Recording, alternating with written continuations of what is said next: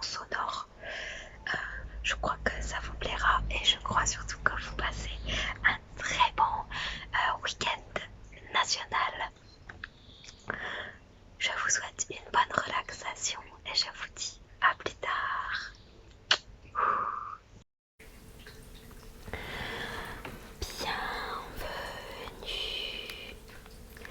Bienvenue. Nous allons lire 1 Samuel 9 à 12. Saül et les ânesses perdues. 9. À cette époque-là, dans le pays de Benjamin, vivait un benjaminite de condition aisée. Il s'appelait Kish. Il était fils d'Abiel, lui-même fils de Séror, petit-fils de Bécorat et arrière-petit-fils d'Avia. Kish avait un fils nommé Saül, un beau jeune homme. Personne en Israël n'avait plus belle allure que lui et dépassait tout le monde d'une tête. Un jour, les ânesses de Kish s'égarèrent. Kish ordonna donc à son fils Saül de prendre avec lui un serviteur et de partir à la recherche de ses bêtes. Saül et son compagnon traversèrent d'abord la région montagneuse d'Éphraïm, puis le territoire de Shalisha, mais ils ne trouvèrent rien. Ils passèrent par celui de Joalim en vain, puis par celui de Benjamin, mais ils ne retrouvèrent toujours rien. Quand ils arrivèrent dans la région de Souf, Saül dit à son serviteur: « Rentrons à la maison, sinon mon père oubliera les ânesses, pour ne plus s'inquiéter de nous. » Le serviteur répondit: « Je sais que dans cette ville-là, devant nous, il y a un prophète, un homme réputé. Tout ce qu'il annonce arrive à coup sûr. Allons donc le voir maintenant, il nous indiquera peut-être de quel côté nous devons poursuivre nos recherches. » « Mais si nous y allons, dit Saül, qu'apporterons-nous à ce prophète? Nous n'avons plus de pain dans nos sacs, nous n'avons aucun cadeau à lui offrir. Il ne nous reste rien. »« J'ai avec moi une petite pièce d'argent, reprit le serviteur. Nous la lui donnerons pour qu'il nous indique le chemin à prendre. » Saül dit alors: « C'est bien, allons-y. » Et ils se rendirent à la ville où se trouvait le prophète. En cours de route, ils croisèrent les jeunes filles qui descendaient de la ville pour aller puiser de l'eau. Ils leur demandèrent: « Est-ce que le voyant est ici ?» Autrefois en Israël, lorsqu'on voulait consulter Dieu, on disait: « Allons donc chez le voyant. » En effet, celui qu'on appelle aujourd'hui prophète, on l'appelait alors voyant. Les jeunes filles leur répondirent: « Oui, il est arrivé juste avant nous.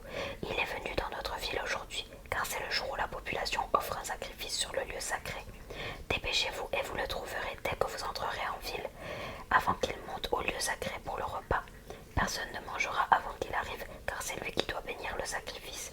Les invités ne mangeront qu'ensuite. Allez-y maintenant, vous le trouverez tout de suite. » Saül rencontre Samuel. Ils continuèrent leur route.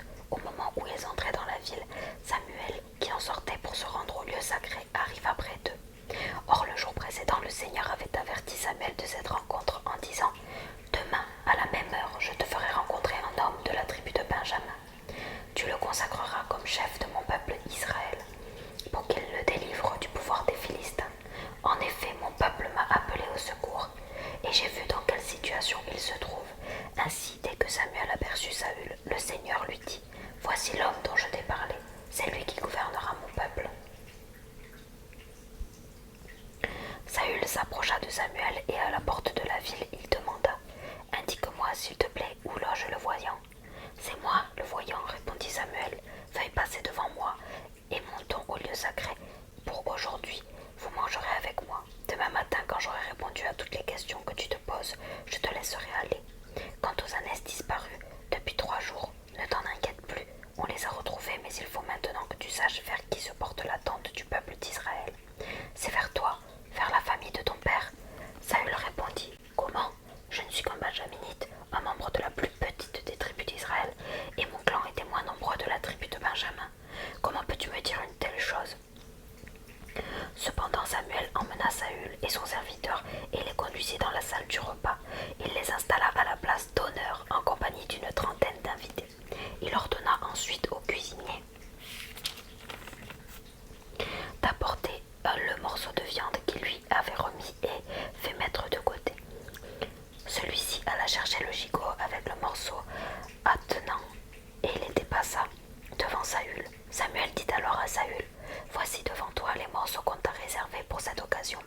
Mange en compagnie de ceux que j'ai invités. » Ainsi Saül mangea ce jour-là avec Samuel, puis ils redescendirent Samuel s'entretint avec Saül sur le toit en terrasse de la maison. Samuel consacre Saül comme roi d'Israël. Le lendemain, Saül et son serviteur se réveillèrent de bon matin. Lorsque le jour parut, Samuel appela Saül sur la terrasse. « En route, lui dit-il, je vais te raccompagner un bout de chemin. » Et Saül partit en compagnie de Samuel. Quand ils arrivèrent à la limite de la ville, Samuel dit à Saül, « Ordonne à ton serviteur de passer en avant. » Le serviteur s'éloigna. Samuel reprit, « Et toi maintenant, reste ici, je vais te faire connaître ce que déclare le Seigneur. » 10. Samuel prit alors le flacon d'huile qu'il avait emporté et le versa sur la tête de Saül. Puis il embrassa Saül et lui dit, « Le Seigneur lui-même t'a consacré comme chef de son peuple. Tout à l'heure, tu vas me quitter. À Selsa, dans le territoire de Benjamin, tu rencontreras 2 hommes près de la tombe de Rachel, et ils te diront, « Les ânesses que tu cherches sont retrouvées. Ton père ne s'en soucie donc plus, mais il s'inquiète de vous et se demande ce qu'il doit faire pour retrouver son fils. Tu continueras ton chemin et tu arriveras près du chêne de Tabor. Là, tu rencontreras 3 hommes qui se rendent au sanctuaire de Béthel, l'un portant 3 chevreaux, le deuxième 3 galettes de pain et le troisième une outre de vin.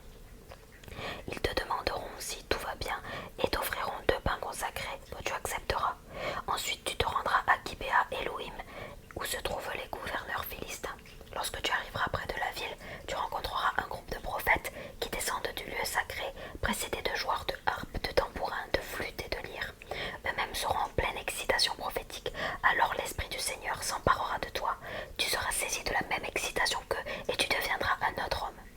Quand tous ces événements se seront produits, tu sauras que Dieu est vraiment avec toi. Dès lors, agis selon les circonstances. Tu devras encore descendre au Gilgal avant moi. Je t'y rejoindrai plus tard pour offrir des sacrifices complets et des sacrifices de communion. Tu m'y attendras 7 jours. Quand je serai là, je te communiquerai ce que tu devras faire. » Dès que Saül eut quitté Samuel, Dieu le transforma profondément, et tous les événements annoncés par Samuel s'accomplirent ce même jour. Ainsi, lorsque Saül et son serviteur arrivèrent à Gibéa, ils rencontrèrent un groupe de prophètes. L'Esprit de Dieu s'empara de Saül, qui se joignit à eux et fut saisi de la même excitation prophétique. Tous ceux qui le connaissaient de longue date et qui le virent tout excité au milieu des prophètes se demandaient les uns aux autres, « Qu'est-il arrivé au fils de Kish? Est-ce que Saül, lui aussi, est devenu prophète ?» L'un d'eux ajouta, « Et les autres, qui est leur maître ?» De là naît le proverbe qui dit, « Est-ce que Saül, lui aussi, est devenu prophète ?»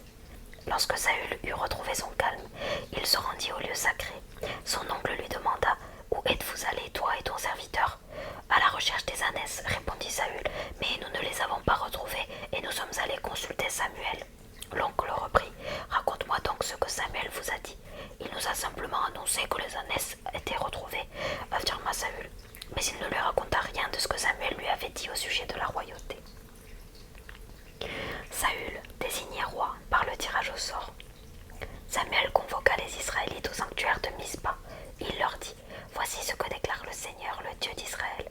C'est moi qui vous ai fait sortir d'Égypte, vous, le peuple d'Israël. C'est moi qui vous ai délivré de la domination des Égyptiens et de celle des autres royaumes qui vous ont opprimés. Or, vous maintenant, continua Samuel, vous avez rejeté votre Dieu, qui pourtant vous a sauvé au jour de malheur et d'angoisse, et vous lui avez dit, donne-nous un roi. Eh bien, venez donc vous présenter devant le Seigneur par tribu, puis par clan. Samuel fit avancer chaque tribu d'Israël et tira au sort. Le Seigneur désigna la tribu de Benjamin. Il fit alors avancer chaque clan de la tribu de Benjamin, et le clan de Matri fut désigné. Enfin, dans ce clan, Saül, fils de Kish, fut désigné. On le chercha, mais sans réussir à le trouver. On interrogea de nouveau le Seigneur. « Cet homme est-il venu ici ?»« Allez voir parmi les bagages, répondit le Seigneur. Il y est caché. » On y courut et l'en ramena. Il se présenta au milieu du peuple. Il dépassait tout le monde d'une tête. Samuel dit au peuple, « Regardez, voici ce que le Seigneur a choisi.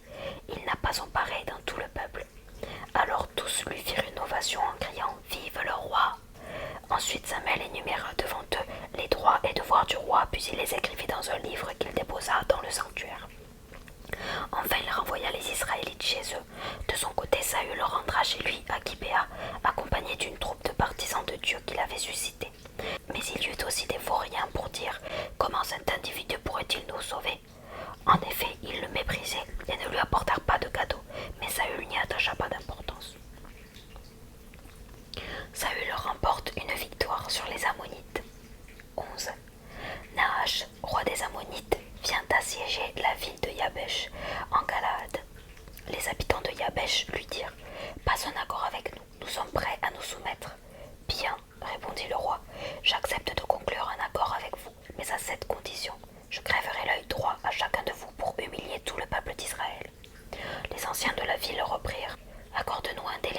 jours, nous allons envoyer des messagers dans tout le territoire d'Israël. Si personne ne vient à notre secours, nous nous rendrons à toi. » Les messagers se rendirent à Gibéa, la ville de Saül, et racontèrent aux gens ce qui se passait. Tous les habitants pleurèrent abondamment. Saül, qui revenait justement des champs avec ses bœufs, demanda pourquoi tout le monde pleurait. On lui rapporta les paroles des gens de Yabesh. Quand Saül entendit cela, l'Esprit de Dieu s'empara de lui, et il fut saisi d'une vive indignation. Il prit 2 bœufs, les découpa en morceaux, puis envoya des messagers porter ces morceaux dans tout le territoire d'Israël avec l'avertissement suivant. Ainsi seront traités les bœufs que quiconque ne suivra pas Saül et Samuel au combat. Les Israélites furent terrifiés et se rassemblèrent comme un seul homme. Saül les passa en revue à Bézek. Ils étaient 300 000 des tribus du nord et 30 000 de la tribu de Juda. Quant aux messagers venus de Yabesh, on les chargea d'aller dire à leurs concitoyens « Demain vers midi, vous serez délivrés. » Les messagers allèrent transmettre cette nouvelle aux habitants de Yabesh.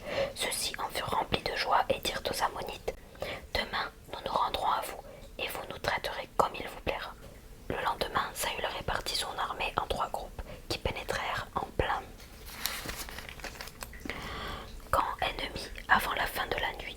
Ils tuèrent les Ammonites jusque vers midi. Les survivants se dispersèrent au point qu'il n'en resta pas d'eux ensemble. Lorsque les Israélites dirent à Samuel « Où sont donc ceux qui ne voulaient pas que Saül règne sur nous, qu'on nous les livre afin que nous les fassions mourir ?»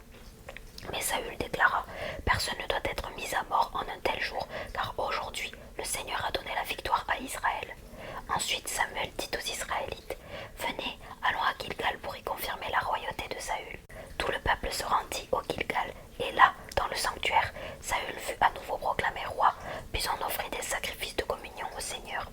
Saül et tous les habitants d'Israël se livrèrent à de grandes réjouissances. Discours de Samuel aux Israélites. 12. Samuel dit aux Israélites « Eh bien, je vous ai accordé tout ce que vous m'avez demandé.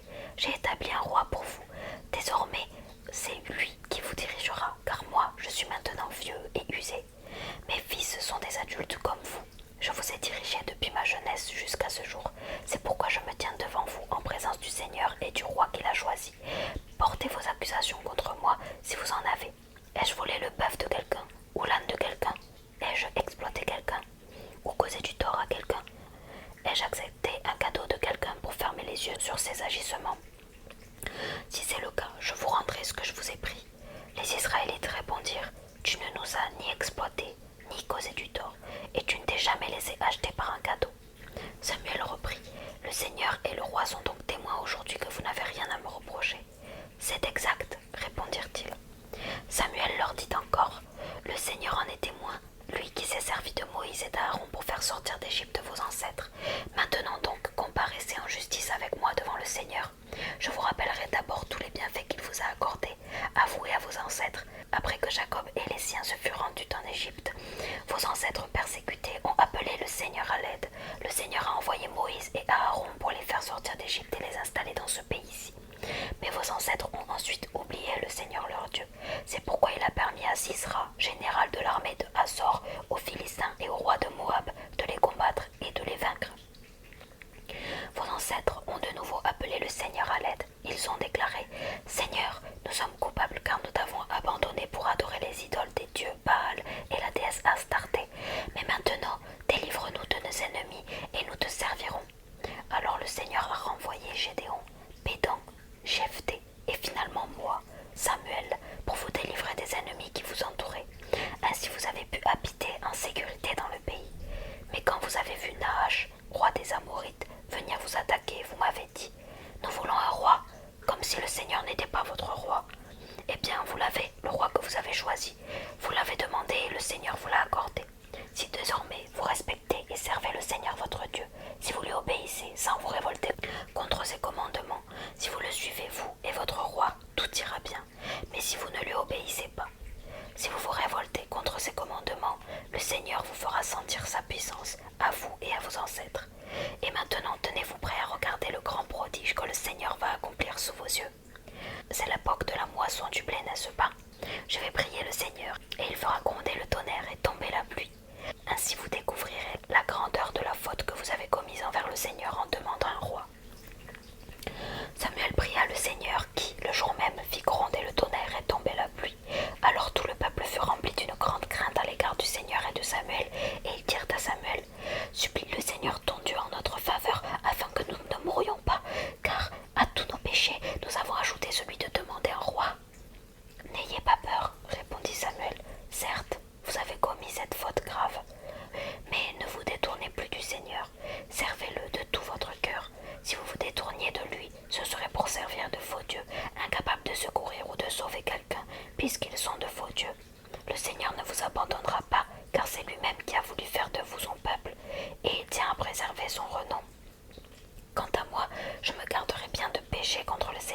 reconnaissant de prier pour vous. Je continuerai de vous indiquer le bon et droit chemin. De votre côté, reconnaissez l'autorité du Seigneur, servez-le sincèrement, de tout votre cœur, et considérez tous les grands prodiges